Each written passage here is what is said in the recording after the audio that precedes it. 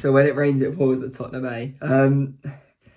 Tottenham against Chelsea playing tomorrow, obviously. I think it's 7:30 kickoff. And it's going to be a tricky game. We're going to do a match prediction on the next video as well. But this is going to be a predicted lineup. And there's been some team news coming out today from Ange saying that Davies and Werner are now out for the season. So that left-hand side, we now have no actual natural left-back, really, unless we go into the youth team.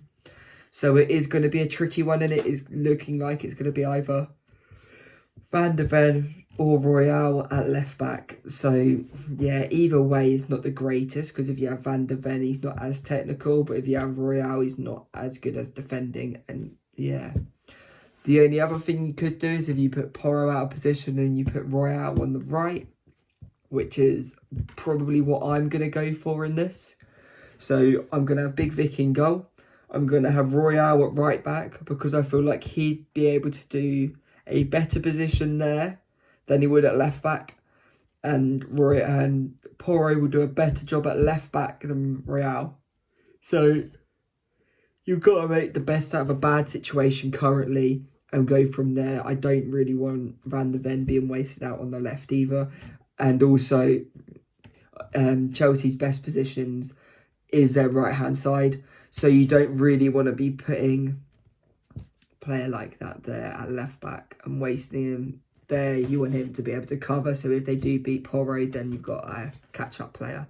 Especially with, what's their player name? Nicholas Jackson running through. You've seen, especially last time he played him and also recent games, he likes to drift on to the inside sort of right role and then go and try play through, cut through the lines.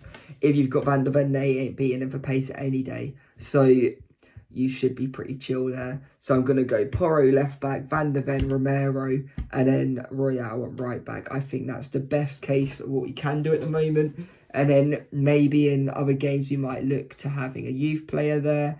But I think that most of the games it is going to be that as the back four.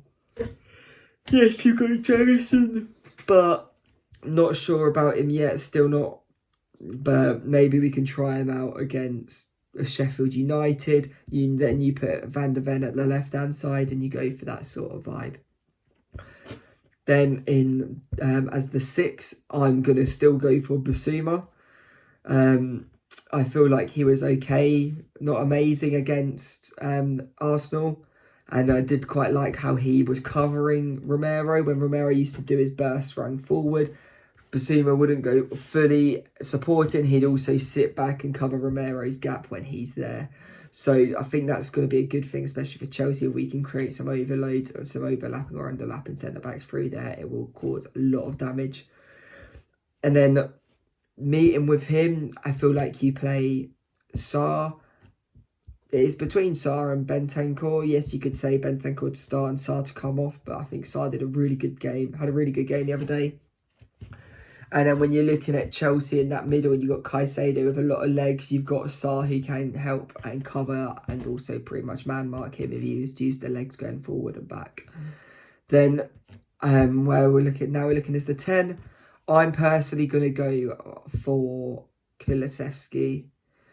It's tight between the two. But I think Kulusevski as the 10.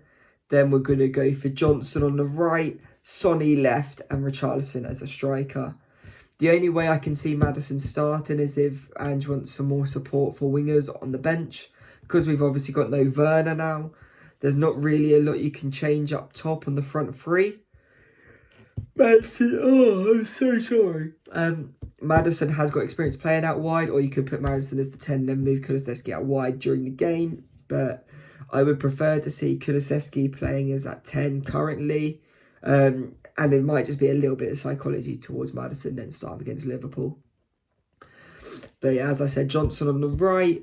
You've not really got a lot of competition with that front three now other than the youth players. You've got, unless I'm forgetting someone obvious, but you've got like Brian Hill. I don't believe Solomon's back still. And I don't think there's anyone else. Scarlett's not really going to play. Lo Celso, but he's not really a winger. You can play him as a second striker. So higher than a 10, really similar to where Ali used to play. But yeah, not really a winger. So you've not really got a lot of options up there or really throughout the team other than in midfield currently now. Skip is back, but he won't go into that lineup. I don't think he'll start another game this season, personally. So, oh, we will see. But that's going to be my lineup. So just to go through it again, we're going to go for Big Vic in goal. Porro left back, Van der Ven, Romero, and then Royale at right back. Then we're going to go for Basuma as the 6. We'll have Sarr as the box-to-box 8, Kulusevski as the 10, then Johnson right, Sonny left, and Richarlison through the middle. Let me know if you've had any changes to that, who you think's going to go left back, who you think's going to be as that 6, or really that midfield 3. And then is it going to be Johnson, or will it be Kulusevski as the right winger as well? Let me know, and I will see you on the next one.